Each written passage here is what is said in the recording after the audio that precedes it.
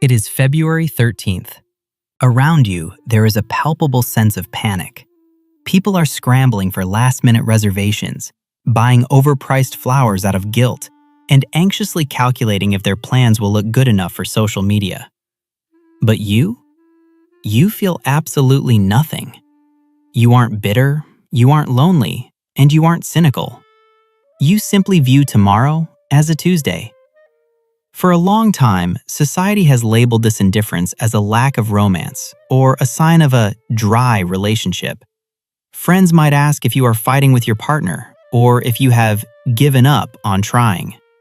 But psychology suggests that your lack of interest in the Valentine's Day hype isn't a deficiency. In fact, it often signals a highly secure attachment style and a sophisticated understanding of how genuine human connection actually works. Research suggests that people who ignore the pressure of commercialized romance aren't avoiding love. They are avoiding prescribed relationship behaviors. This is a psychological term for actions you perform not because you want to, but because a social script demands it. Studies show that when the brain perceives a romantic gesture as an obligation rather than a choice, the emotional reward, the dopamine hit, is significantly dampened.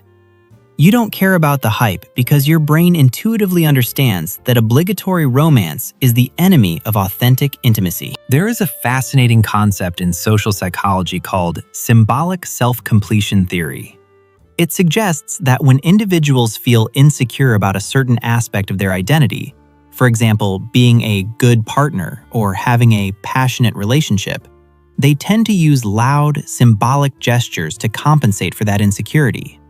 They buy the biggest bouquet or post the longest tribute online to prove to themselves and others that the relationship is solid. If you don't feel the need to do this, it is likely because you don't have that insecurity gap to fill. You don't need a calendar date to prove your relationship exists because the evidence is already there in your daily life. You rely on what psychologists call consistent relationship maintenance rather than sporadic grand gestures. You know that making coffee for your partner every morning or listening to them vent after a hard day creates a stronger neurological bond than a once-a-year dinner in a crowded restaurant. Another psychological driver behind your indifference is a resistance to social comparison theory. For many, Valentine's Day has morphed into a performance metric. It triggers a deep-seated anxiety. Is my relationship as good as theirs? Did I get as many gifts as my friend? This comparison triggers the brain's pain centers, creating genuine distress over artificial standards. If you are immune to the hype, it indicates that you have an internal locus of evaluation regarding your relationship. You measure the quality of your love by how it feels on the inside, not by how it looks on the outside. You understand that the highlight reel of other couples is often a curated performance, not a reflection of reality. You aren't interested in performing your relationship for an audience.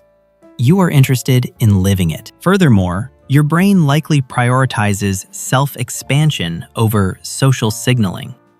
Research on self-expansion theory suggests that couples thrive when they engage in novel, exciting experiences together that help them grow. You realize that sitting in a prix-fixe dinner with 50 other couples doing the exact same thing is the opposite of novelty. It is a standardized routine.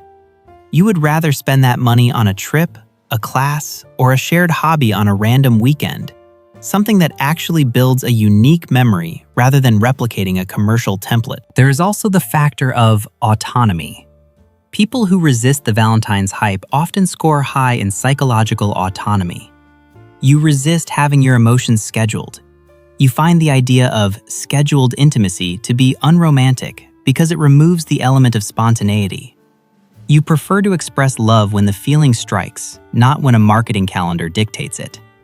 This isn't because you are cold, it's because you value authenticity. An "I love you" on a random Thursday morning often carries more weight for you than a card bought because the date demanded it. Ultimately, your indifference is a sign of relationship health. It means you have moved past the need for performative validation. You understand that love isn't a sprint to a single finish line in February. It is an endurance event that happens in the quiet moments no one else sees.